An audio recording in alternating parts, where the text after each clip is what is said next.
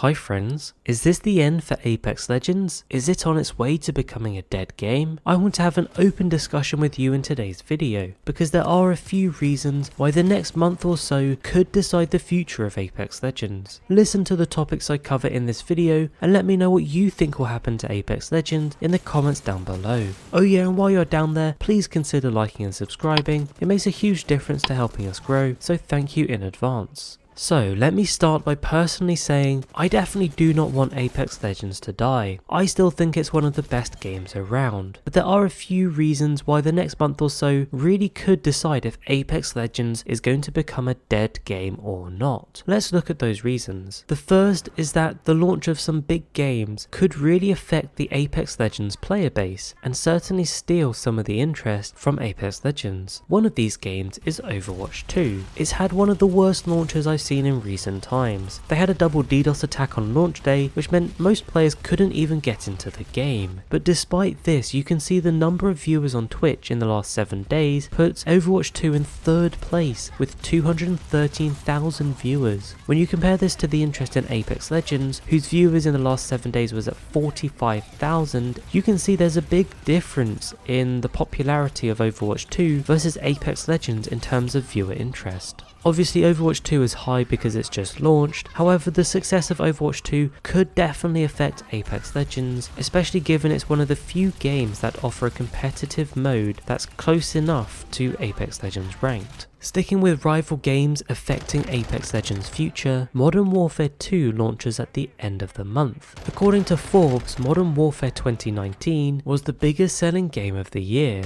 and I think Modern Warfare 2 could be very similar. In fact, you can already see that from the beta results, in that it pulled in a massive number of PC players, not to mention the additional number on console. What's more, Warzone 2 launches in November, another massive competitor to Apex Legends. Obviously it depends on how people react to these two games. I think there was a lot of positivity for Modern Warfare 2, but the streamers and pros that got to play Warzone 2 weren't quite as hyped about it. However, given Warzone 1 grew to 100 million registered players, that's a huge player base. Plus don't forget, Warzone 2 is going to introduce a new mode called DNZ, and these games pulling players away from Apex Legends could really have a knock-on effect in terms of the success of Apex Legends, because obviously the lower numbers of people playing Apex Legends, the harder it is to find games, the less people there are buying skins, which means Respawn don't make as much money, which means they can't have as many devs, and ultimately that can lead to a domino effect where you end up with a dead game. Now I would call these external factors affecting Apex Legends, however there are some internal factors that could also affect Apex Legends. One big one is the lack of cross progression. Overwatch 2 launched with crossplay and cross progression, whereas Apex Legends have been waiting a long time for cross progression. Now devs previously have said it's one of the hardest things they've worked on in Apex Legends. They have suggested it would come this year, but that's now looking unlikely given we're in October already. A lot of people also feel like there's a lack of innovations with LTMs. In the last 6 seasons, we've only had 2 real LTMs that I would consider as new. These are Control and Gun Run. Now it's true I'm a big fan of both. In fact, Gun Run is one of my favourite LTMs that's ever been introduced in Apex Legends. But 2 LTMs in 6 seasons? That doesn't really feel like much, does it? And I really think Apex Legends needs to find a way to offer LTMs on a permanent rotation. Crow Rindo on Twitter did a cool mock-up of what a permanently rotating LTM playlist could look like. I really hope Respawn take notice of this because it's a really good idea, and I think it would help to just keep Apex Legends fresh and interesting with constantly rotating LTMs. On top of this, there are a bunch of other things like bugs, legend balancing, a lack of new weapons. Don't forget, we haven't had a new weapon in 3 seasons, no public custom matches, and some awful matchmaking. And when you add all of these things together, you might think it's a bit of a worrying sign for Apex Legends, although it does mean there are things they can fix